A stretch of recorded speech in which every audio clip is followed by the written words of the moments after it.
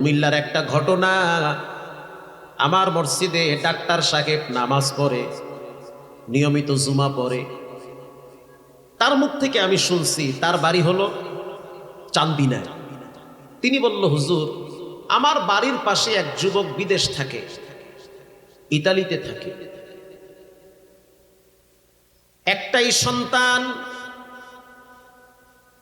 বাবা দুনিয়ার থেকে বিদায় হওয়ার পর মা কোনোদিন দ্বিতীয় স্বামী হিসাবে কাউকে গ্রহণ করেন নাই। সন্তান বড় হওয়ার পরে কিছু জায়গা জমি বিক্রি করে সন্তানটাকে মা ইতালি পাঠায় দিছে। ওখানে যাওয়ার পরে একটা মেয়ের সাথে সম্পর্কে জড়িয়ে গেছে। মেয়েটার বাড়ি হলো বাংলাদেশে। বুরিংচং আছে না, বুরিংচং? কোথায় এটা? কুমিল্লা। মেয়েটার বাড়ি ওই জায়গায়। টেলিফোনে কথা বলতে বলতে মায়া বেড়ে গেছে। একটা সময় সিদ্ধান্ত নিছে যে মেয়েটাকে গোপনে বিবাহ করবে, মাকে জানাবে না। সিদ্ধান্ত অনুযায়ী তাই করলো। ছেলেটা বাংলাদেশে আসলো। আসার পরে ঢাকায় উত্তরায় নিজের টাকায় ফ্ল্যাট কিনা সেখানেই বিবাহ হয়েছে। এদিকে মা গরিব মানুষ, বছর চলে গেল, সন্তানের কোনো খবর পায় না। সন্তান তো আকাম গড়াই হেলাইছে। কিছুদিন পরে মা টের পাইছে সন্তান গোপনে বিবাহ করছে। আচ্ছা করছো, ভালো, অসুবিধা নাই, বউ নিয়ে বাড়ি আয়, কথা ঠিক না? অথবা আমারে নিয়ে যা, আমারে জানা, তাও জানায় না। যতদিন যাইতেছে সন্তান কেমনে জানি শ্বশুর বাড়ির প্রতি ভক্ত হয়ে গেছে। মাকে চিনতে চায় না, বিবেক বুদ্ধি নষ্ট হয়ে গেছি। একটা সময় দেখা গেল সন্তান গোপনে গোপনে বাংলাদেশে আসে, শ্বশুর বাড়ি যায়, বউ নিয়ে ঘুরে। কিন্তু মায়ের সেই জীর্ণ কুটিরে একটা বারের জন্য উকি মেরেও দেখে না। মা কেমন আছে দেখেও না। সেই ডাক্তার সাহেব বলতেছে, হুজুর, আমার বাড়ির পাশে তার বাড়ি। ঘটনাক্রমে একদিন এই যুবকের সাথে ইতালিতে আর এক বন্ধু থাকে, তার বোনের বিবাহ বাংলাদেশে। আর ওই মেয়েটার বিবাহ হয়েছে এই যুবকের বাড়ির একেবারেই কাছে। কথা কি বুঝতেছেন? মানে আমি আর এই দুই বন্ধু থাহি ইতালিতে না, আমার বইনের ধরেন বিয়ে হইছে আমার বাড়ির কাছেই, না হের বইনের ধরেন বিয়ে হইছে আমার বাড়ির কাছেই। কথা কি বুঝতেছেন? এবার বন্ধু বলল, আমার বোনের জামাই বাড়ি তোমাকে যেতে হবে। যাইতে চায় না, লজ্জায় পরে রাজি হয়ে গেছে, কারণ জানে যেখানে যাব ওটা হলো আমার মাতৃভূমি, ওখানে গেলেই তো আমার মায়ের সাথে দেখা হয়ে যাবে। কত বড় কপাল পোড়া নিমুখ হারাম সন্তান মাকে অ্যাভয়েড করে চলে। তাহলে বুঝেন বিবেক বুদ্ধি কি পরিমাণ প্রতিবন্ধী হয়ে গেছে, মানসিক প্রতিবন্ধী হয়ে গেছে। যখন তোমার কেউ ছিল না তখন ছিলাম আমি, এখন তোমার সব হয়েছে, পর হয়েছি আমি।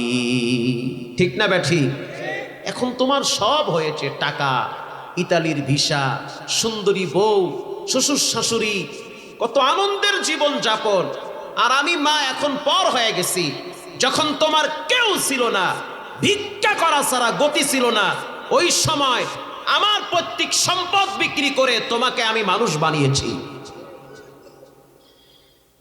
হুজুর, আমরা দেখলাম ওই যুবক চলে আসলো নিজ গ্রামে, দামি একটা গাড়ি নিয়ে আসছে।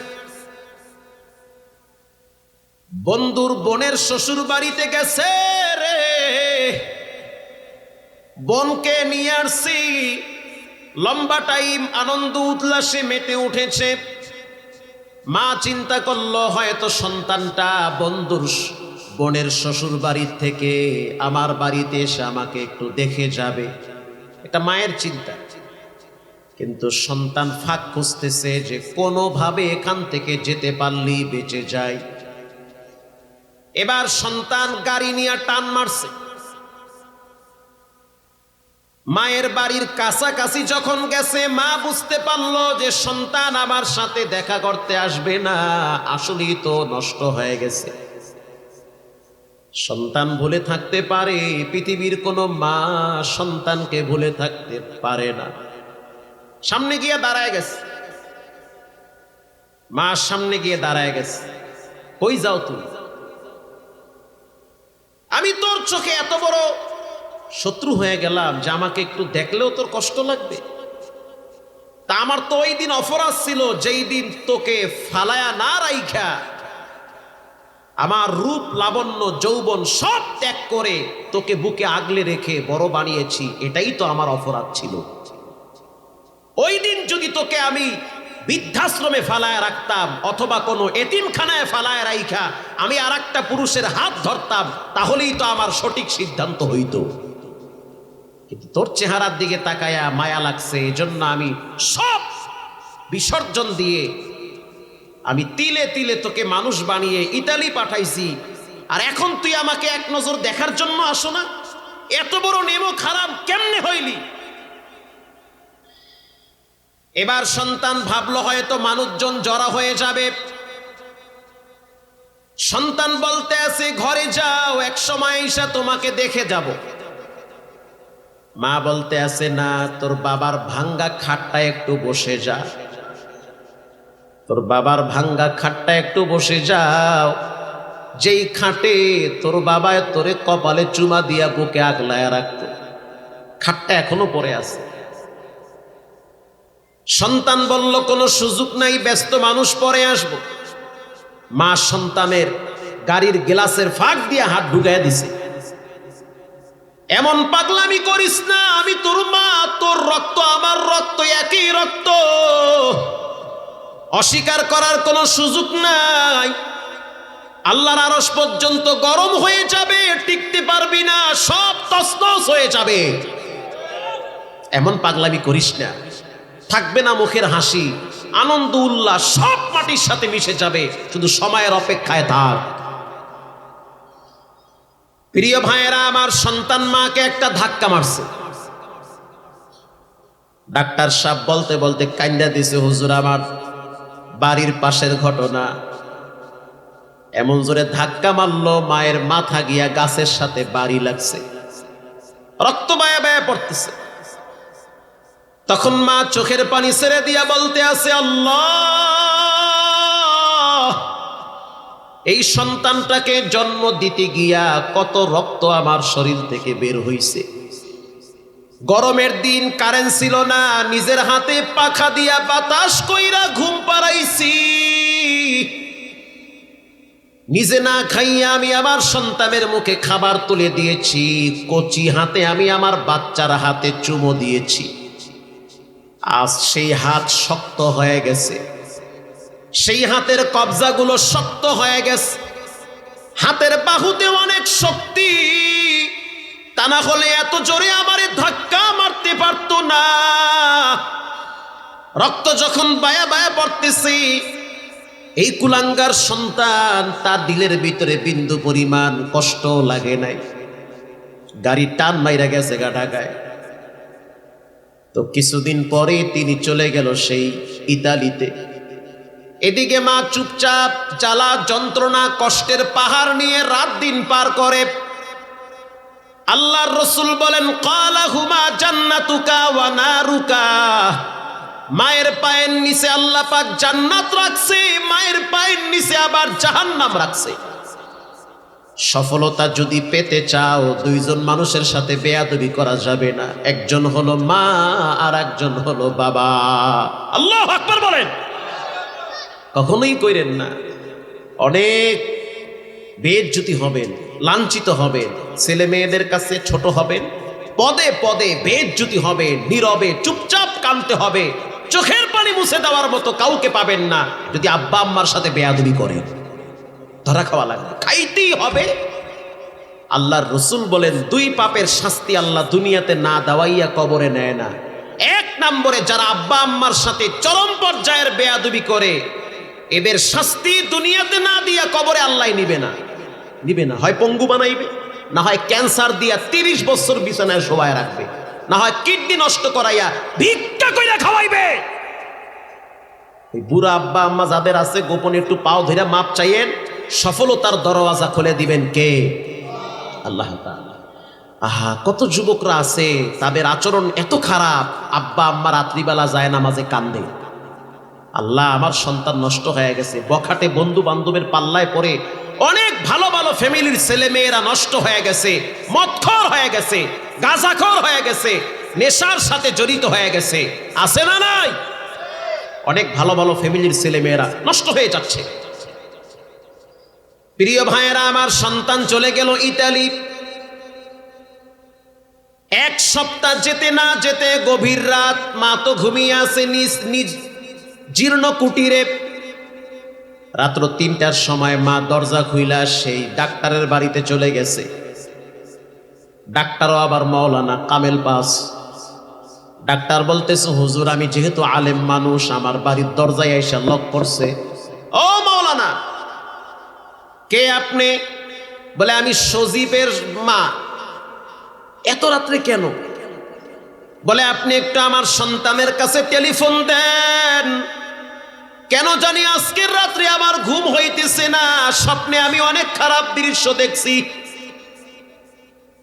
মাওলানা বলতে আছে, স্বপ্ন তো স্বপ্নই, এটা নিয়ে টেনশন কইরেন না, ঘরে গিয়া ঘুমান।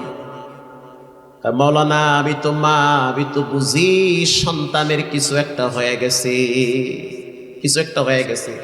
আমি উজু কইরা পবিত্র বিছানায় শুইছি, ডান কাতে শুইছি, দোয়া কালাম পড়তে পড়তে ঘুমাইছি, আবার স্বপ্ন দেখছি রাতের শেষ ভাগে। আমার বিশ্বাস 80% কোনো একটা দুর্ঘটনা ছেলের উপরে ঘটছে। ডাক্তার বলল, কি দেখছেন স্বপ্নে? মা বলতে আছে, ও মাওলানা স্বপ্নে দেখছি আমার সন্তানের একটা হাত শরীর থেকে আলাদা হয়ে গেছে। এটা কেমনে দেখলেন?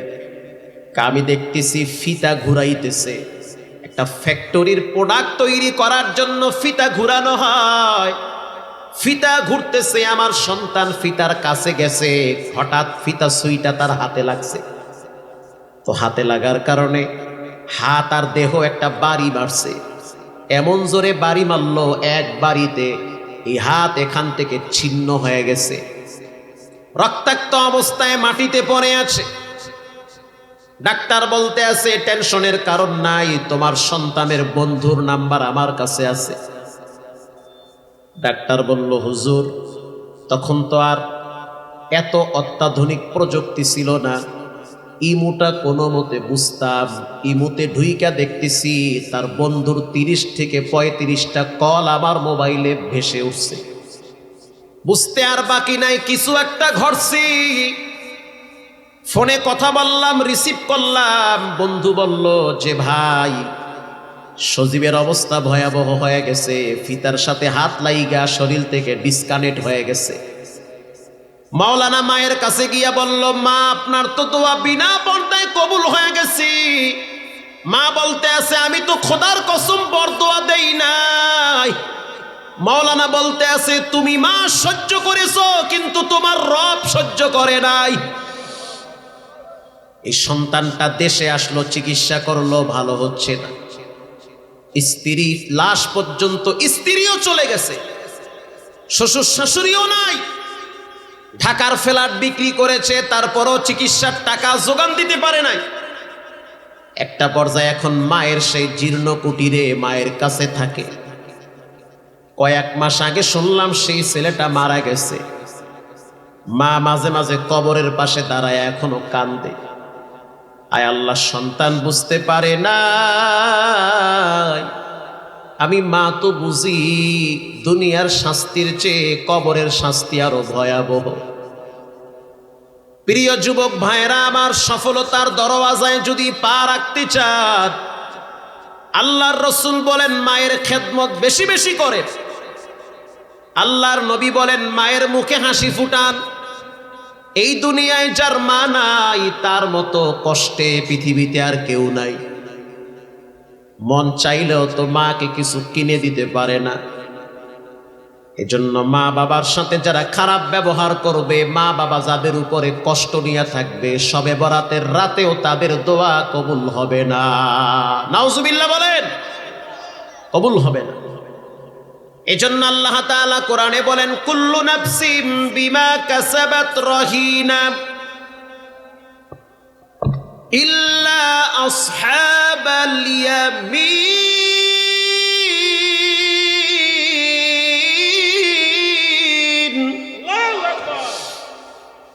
প্রত্যেকটা মানুষ সে তার কৃত কর্মের ফল পেয়ে যাবে।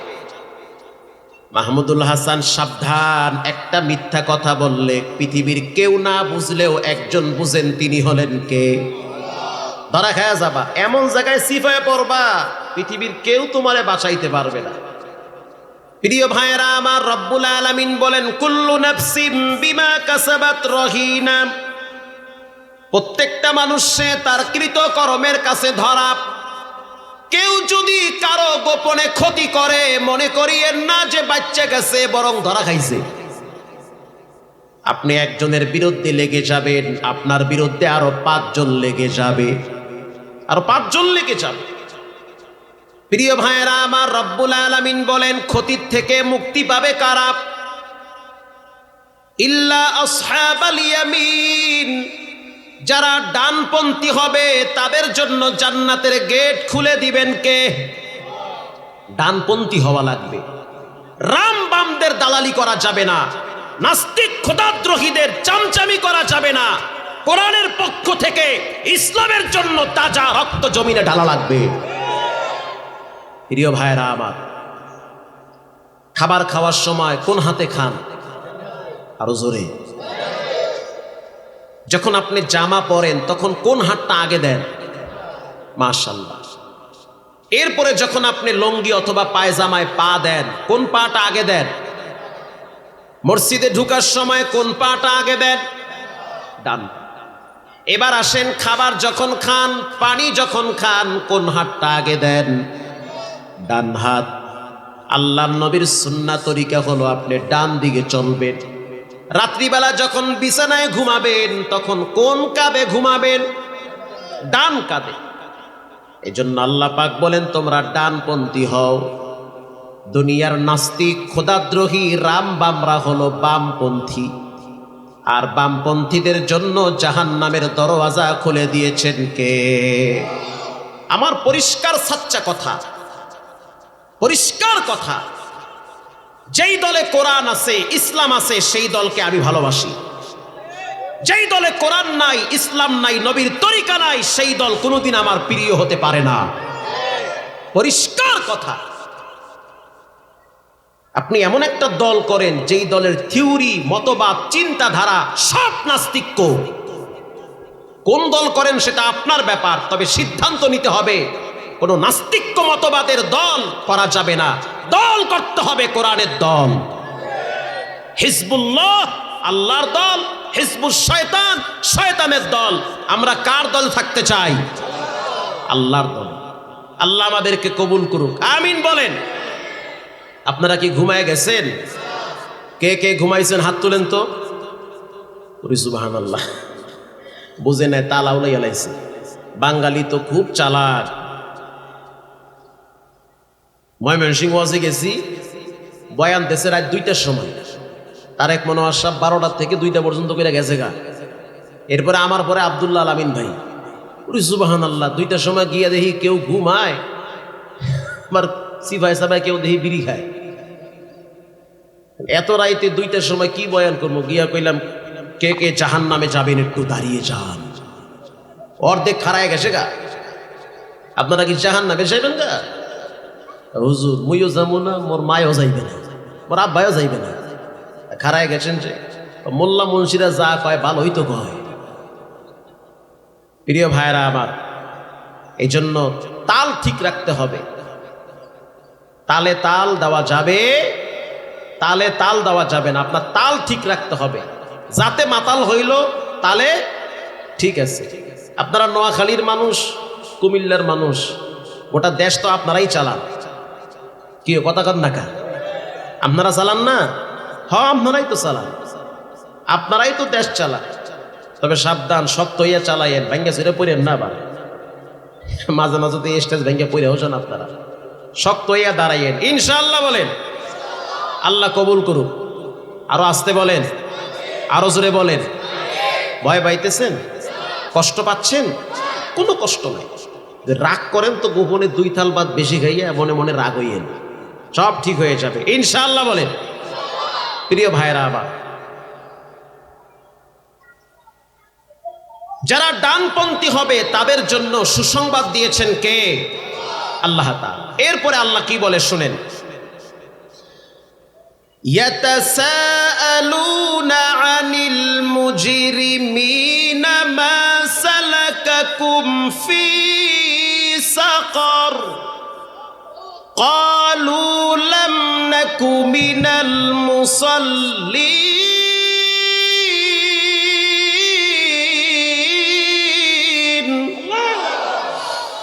কিয়ামতের ময়দানে জান্নাতীরা জাহান্নামীদেরকে বলবে, কেন জাহান্নামে আসছে, কেন জাহান্নামে আসলা? এটা একটা ভয়ঙ্কর জায়গা, খারাপ জায়গা, এখানে রক্ত খাওয়ানো হয়। কুত্তিআত লাহুম সিয়াবুম মিন নার ইউসাব্বু মিন ফাওকি রুউসিহিমুল হামিম, মাথার উপরে গরম পানি ঢেলে দেওয়া হয়। এই খারাপ জায়গায় কেন আসলা? এবার জাহান্নামীরা বলবে, খারাপ জায়গায় আসার পিছনে সবচেয়ে বড় কারণ হলো 4টা। 1 নম্বরের কারণ, ক্বালু লাম নাকু মিনাল মুসাল্লিন, নামাজ না পড়ার কারণে আমরা জাহান্নামে আসছি। এই সমাজের ভিতরে সবে বরাতের মুসল্লির অভাব নাই, কিন্তু 5 ওয়াক্ত নামাজের মুসল্লির অভাব।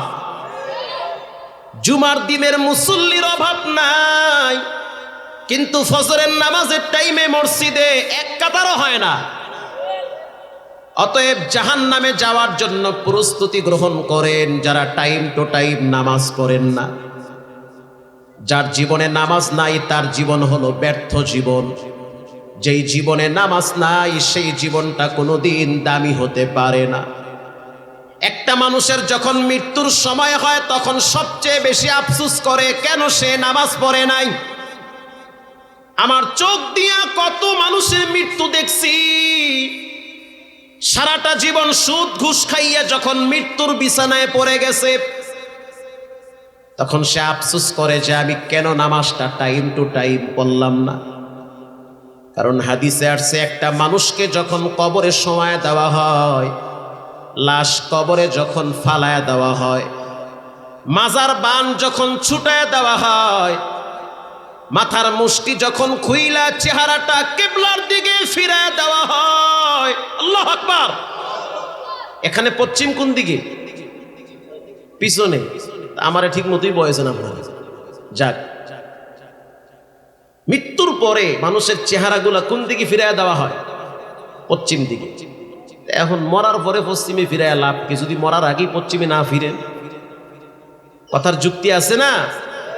আপনাকে মৃত্যুর পরে চেহারা কেবলার দিকে এই জন্য ফিরানো হয়, আপনি মুসলমান, সারা জীবন পশ্চিমে ফিরা নামাজ পড়ছেন, যাও মরার পরে এখনো তুমি চেহারাটা পশ্চিমে ফিরাও। হারা জীবন পশ্চিম চিনেন না, খালি মার খাই চিনছেন, দলই চিনছেন, নেতার নেত্রী চিনছেন, আর মরার পরে চেহারা আতল গোলাপ মাইকা পশ্চিমে ফিরায় লাভ নাই, বাটাম ফাটা দিবে। বাটাম ফাটা হয়েছে উত্তরবঙ্গের একটা ভাষা, মানে বিসমিল্লাহ ছাড়া কবরে ফিরাইবে। আল্লাহর রসুল বলেন, লাশ যখন কবরের সময় দেওয়া হয় কষ্ট হয় আপনাদের? একটা লাশ যখন কবরে রাখে, বিসমিল্লাহি ওয়া আলা মিল্লাতি রাসূলিল্লাহ, রসুলের মিল্লাতে কবরে শোয়া দেওয়া হয়। এটা বলা ফরজও না, ওয়াজিবও না, তেমন কিছুই না। তবে আল্লাহর নবীর মহব্বতে লাশটারে কবরে রাখে। আল্লাহর নবী বলেন, উদিআল মাইয়িতু ফি কবরিহি জাআল কুরআন। যার যার মতো সবাই যখন বাড়িতে চলে যায়, এখন মুদ্দার কবরে একাই থাকে, সে দেখে ডানে মাটি, বামে মাটি, নিচেও মাটি, উপরেও মাটি, সামনে পিছনে মাটি আর মাটি। অন্ধকার ঘর, হাওয়া বাতাস নাই, আলো নাই, কিচ্ছু নাই, একা একা থাকতে হবে। বন্ধু বান্ধব যার যার মতো কাজে লেগে গেছে। আল্লাহর রসুল বলেন, যদি সে নেককার হয় তখন সে দেখতে পাবে যে সূর্যটা লাল হয়ে গেছে। তখন সে বলবে, ফিরিস্তারা ডিস্টার্ব করিও না, তাড়াতাড়ি উজুর পানি দাও। কেন? বলে আসরের নামাজের ওক্ত শেষ হয়ে যাচ্ছে, মাগরিবের ওক্ত চলে আসছে। টনের কারণ নাই। এতদিন তুমি আসরের নামাজকে সময় দিয়ে মূল্যায়ন করে আদায় করেছো, আজ তোমার আর নামাজ পড়া লাগবে না, অতীতের নামাজের ফলাফল তুমি ভোগ করবে। প্রিয় ভাইয়েরা আমার, আল্লাহর রাসূল বলেন, এরপরে এই ব্যক্তির মাথার কিনারায় যা আল কুরআন, সর্বপ্রথম আল্লাহর কোরআন দাঁড়িয়ে যাবে। কোরআন বন্ধুর রূপ ধরে মাথার কিনারায় দাঁড়িয়ে যাবে। আল্লাহু আকবার বলেন। একটু মাঝে মাঝে খুইলা একটু ফইরেন, খালি চার দোকানে বইয়া টিভি দেখেন না। দৈনিক কন্টিনিউ কোরআনের দিকে তাকায়া 2-4টা আয়াত পড়ে লাভবান হবে। কারণ মৃত্যুর পরে আসল বাড়িতে, স্থায়ী জিন্দেগিতে প্রথম বন্ধু হিসেবে কোরআন মাথার কিনারায় দাঁড়িয়ে যাবে। এই কোরআনের পক্ষে আমরা আছি না নয়? থাকতে হবে। আল্লাহর রাসূল বলেন, ডান পাশে ওয়াসসালাত, নামাজ দাঁড়িয়ে যাবে। ডান পাশে কি দাঁড়াবে? নামাজ দাঁড়াবে। ওয়াসসালাত আন ইয়ামিনিহি। তাহলে বুঝে